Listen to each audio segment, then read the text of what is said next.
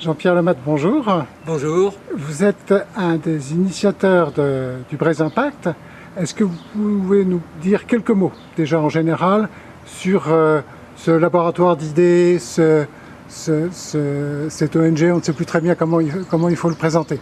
Oui, alors moi je pensais depuis quelques années à un projet, disons, qui m'avait interpellé. C'est un ami américain qui m'avait, demandé de voter dans Change.org, qui était le site d'Obama pour créer son programme présidentiel, donc pour créer un programme qui venait de la base, c'est-à-dire qui venait de la société civile. Voilà. Et j'ai été vraiment impressionné par ça, et je me suis dit qu'après tout, ce que font les démocrates américains, les démocrates bretons peuvent aussi le faire, donc essayer de créer pour la Bretagne un site qui représente à la fois les rêves, mais aussi les idées, et finalement le programme pour la Bretagne à venir.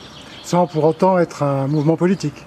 Non, justement, c'est-à-dire que les mouvements politiques ont leur rôle et leur fonction. Ici, le but n'était pas de créer, et n'est pas de créer un mouvement politique, mais de créer, finalement, montrer quelles sont les aspirations de la société civile, puisqu'il y a une telle différence maintenant entre ce que disent les politiques et ce que pense ou ce que voudrait la société civile, qu'il est temps de trouver des ponts entre les deux. Voilà, si j'ai bien compris, vous dites privilégier le faire plutôt que le dire.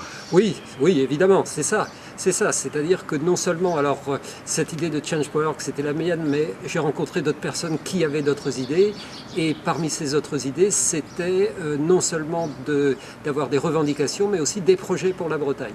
Voilà, donc on y vient. Puisque le Braise Impact privilégie le faire plutôt que le dire, Braise Impact soutient et présente plusieurs projets, dont le Small Business Act breton dont vous êtes le porteur.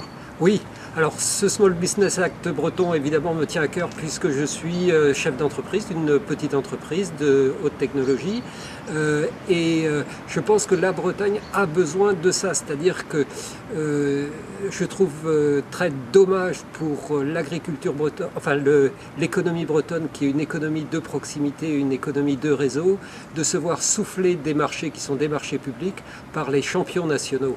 Et alors que le travail peut être fait par les entreprises bretonnes.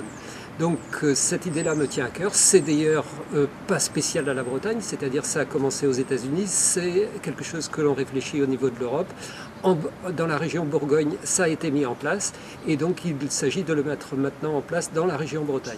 Voilà, il s'agit en fait d'empêcher que ce soit systématiquement les 3 ou 4 mêmes groupes qui se partagent en fait les marchés un peu partout voilà, alors en France. Ça c'est le côté revendicatif, et oui. Sinon le côté Change.org en fait c'est de proposer ce projet-là, mais que le projet du Small Business Act ne soit pas un projet disons technocratique, puisque ce serait vraiment triste, mais que ce soit un projet qui vienne de la base, qui vienne de tous les Bretons, qu'ils soient chefs d'entreprise ou pas, mais qu'ils viennent de cette idée-là de préserver et de faire s'épanouir notre économie de proximité. Jean-Pierre Lematte, je vous remercie. Merci.